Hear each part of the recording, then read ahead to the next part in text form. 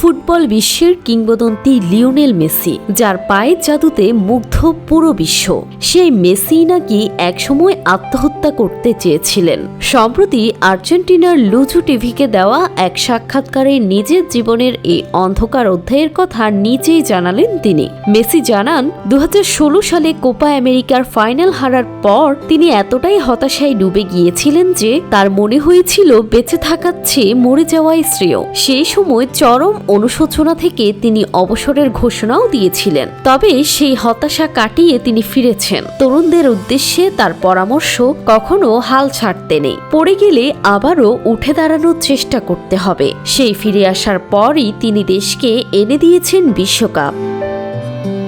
অবসরের পর কি করবেন? মেসি জানালেন, কোচ হওয়ার ইচ্ছা তার নেই, বরং ক্লাবের মালিক হয়ে শূন্য থেকে শিশুদের গড়ে তোলাই তার স্বপ্ন। এছাড়া প্রযুক্তি বা এআই পছন্দ করলেও টিকটক দেখে বেশ মজা পান এই মহাতারকা।